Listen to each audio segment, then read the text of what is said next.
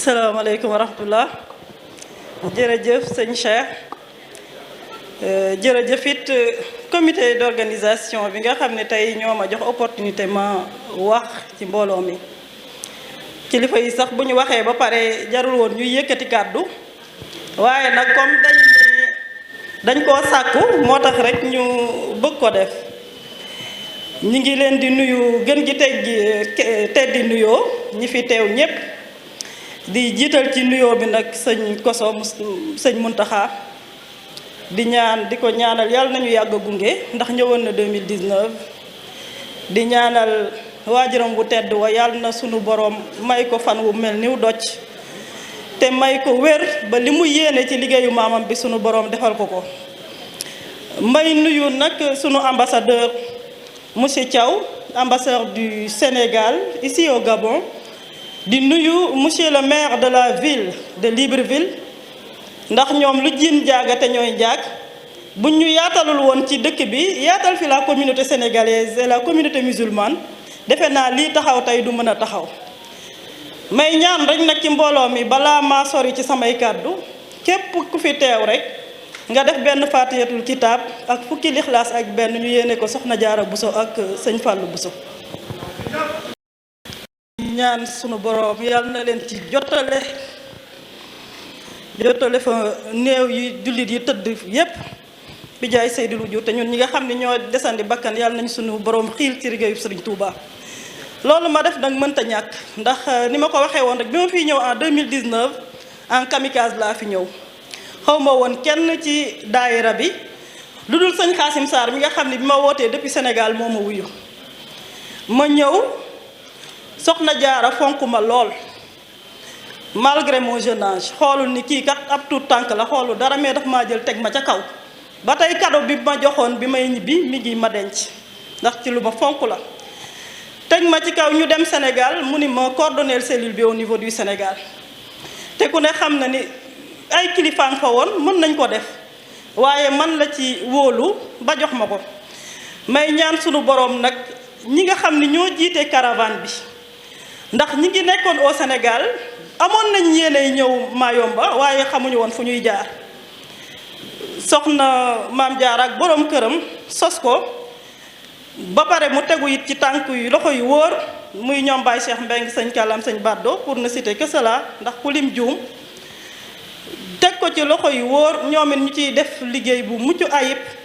di ci guddi di ci bëccëgal waaye ni ñu koy waxee rek lu waay def sa bopp nga ko defal bu dee lu baax bu yiw way ñëw yow la ko sunu borom di jox bu dee safaan baat kazalika ñuy ñaan sunu borom rek yàlla xiir ñu ci jëf ju baax bañ a guddal nag faaw ma sant soxna yi teew ndax ñu ci bëri dëkkuñu ci réew mi daanaka dañoo jóge ci seeni réew ñëw fii di daan doole lépp ngir njaboot soxna sëñ Muntaxa nag dafa am wax lu am solo bu yàggul dara ay soxna yu ko ziyaari woon mu ni leen jigéen de bu góorgóorloo ba mel ni góor gën góor kon nag ñu leen di sant bu baax ci teewaay bi di ñaan rek di leen gën a ñaaxit ndax xam nañ ni ñi ngi ci yoon wi waaye kenn bañ ñoo rek mën ci liggéeyu sëñ Touba bi loolu laay ñaan yàlla nañ ko sunu borom defal te caravane yi yàlla na bokk ci bis yi nga xam ne dañ koy inscrire ci agenda annuel Mouride nga xam ni Mouride yeeg jullit yépp dañ koy bokk ba bu jotee ñu dem defi ko ba sunuy sët ak sunuy sëtaat di ko def la nga xam ni moom lañ yéene Mayomba tamit muy liggéey bu rëy bañ fa bëgg a sumb yàlla na ko sunu boroom def matale ko ba ñun ñii tamit buñ mënta fekkee lépp it ñu bokk ci ñi koy sos asalaamaaleykum wa rahmatullah. maam Massaer nee na nga tënk ci français. waaw asalaamaaleykum. Je vais résumer mon propos en français pour nos hôtes. Voilà, je vais tout d'abord saluer et remercier le fils aîné de Cheikh Muntaha, Serigne Mame Thierno, que le bon Dieu vous prête longévité et une santé de fer, ainsi que notre cher vénéré guide, Cheikh Mouhamadou Muntaha. Je salue également notre ambassadeur ici présent, M. Thiaw, ambassadeur du Sénégal, ici à la République gabonaise. Je salue et je remercie du fond du cœur le maire de la ville de Mayomba, comme je l'ai dit en Wolof tout à l'heure, ça n'aurait pas été vous, ça n'aurait pas été votre générosité, on ne pourrait pas tenir cette activité aujourd'hui. L'ensemble de la communauté sénégalaise ne cesserait de vous remercier pour cela. Tout à l'heure, j'ai adressé des prières à Feu Mame Diarra Bousso parce que c'est elle-même qui m'avait confié cette mission de coordonner la cellule de la caravane Mayomba de Dakar. Malgré mon jeune âge, elle a eu confiance en moi et le rêve de tout mouride, c'est de travailler pour le chèque.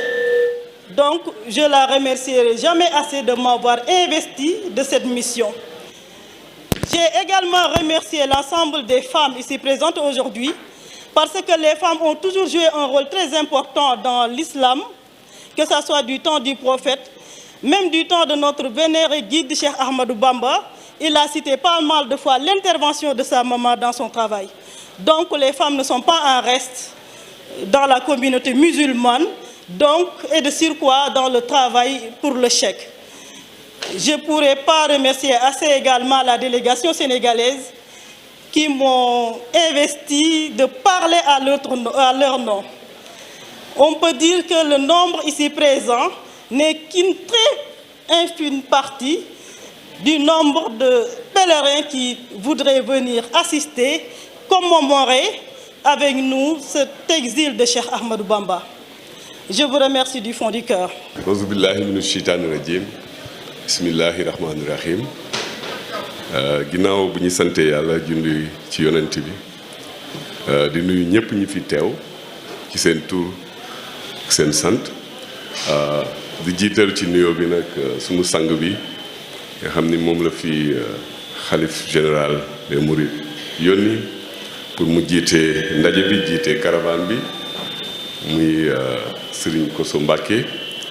ak délégation bi nga xam ni moom la àndal di nuyu également le maire de Libreville, le maire du 2e arrondissement, et lui souhaiter à lui aussi, puisqu'il vient de nous souhaiter la bienvenue, on lui souhaite aussi la bienvenue parce que lii moom mooy Sénégal ndaxte bu sëtu Sëñ Touba taxawi mel na ni Sénégal yëpp ñoo taxaw donc waa Libreville seen mairie yónnee fi maire bi ci boppam maire arrondissement bi loolu day nekk loo xam ni ñun aussi war nañ leen ci sant gërëm leen ci donc di gërëm aussi waa caravane bi ñi ko organisateurs yi bi mooy sama première édition yàlla def daaw bu may yegg ci sante Covid bi mais yàlla mi nga xam ne dara tëwul fexe ba ren ji ñu organiser ko bi ñu ñëwee wax ma ko aussi ma ne leen vraiment loo xam ni la dañ koy rafetlu parce que ñëpp a ngi ko doon xaar xëy na xataay yi sax moom moo tax mu toll nii mais mu nekk une reprise ñëpp xam ni reprendre na yàlla defal ñu ci jàmm ba mu nekk chaque jour muy gën di yokk di gën di yokk. Alors je voulais apprécier quelques mots en wolof donc souhaiter la bienvenue à nos illustres invités au premier rang desquels je mets le représentant du khalife général des Mourides, donc son fils aîné Serigne Kosso Mbacké et la délégation donc qui l'accompagne pour nous avoir fait l'honneur de venir présider cette caravane donc de Mayombe qui représente énormément de choses pour nous, pour toute la communauté mouride. Parce que Mayombe, Libreville, Lambaréné, le Gabon, c'est vraiment quelque chose qui représente tout ce qu'il y a donc de plus profond chez le mouride. Parce que Dieu a fait que c'est ici en réalité que tout le travail donc du Cheikh de Serigne Touba donc s'est révélé en Afrique et à travers le monde. Et ça, personne ne pourra donc le nier. En plus donc du représentant du Khalife, remercier les autorités gabonaise. Il y a le maire qui est ici présent, mais par-delà lui, je voudrais vraiment donc remercier le président de la République, son Excellence M. Ali Bongo Ondimba. Je le fais avec d'autant plus de plaisir que, je l'ai dit, la fois où on s'est rencontrés quand je présentais mes lettres de créance, les derniers mots qu'il m'a dit, c'était que dès que sa santé le lui permettra, il allait accompagner le président Macky Sall à Touba. Donc pour montrer l'intérêt aussi que les plus hautes autorités gabonaises accordent donc, à Touba et à la communauté mouride et à Seigne Touba. Ensuite, donc, les autorités municipales, bien évidemment, qui aussi privilège ne pouvait être plus grand que de choisir le nom du vénéré Cheikh pour lui donner donc une des rues principales de Libreville, de la 2e circonscription. Donc, Monsieur le maire, transmettez à toutes les autorités municipales nos plus profonds remerciements et notre profonde gratitude pour cet acte vraiment que nous ne pouvons pas. Pour ne pas trop retenir la parole, je voudrais aussi transmettre donc les salutations et les encouragements des autorités sénégalaises, du président Macky Sall et de son ministre des Affaires étrangères qui hier m'a envoyé une lettre pour me dire que c'est compte tenu donc d'engagement intérieur qu'elle n'a pas pu être présente. En tout cas, elle m'a demandé de la représenter et de vous transmettre vraiment ces remerciements pour cet acte et pour avoir encore remis à jour la caravane de Mayombe. Merci beaucoup. Merci.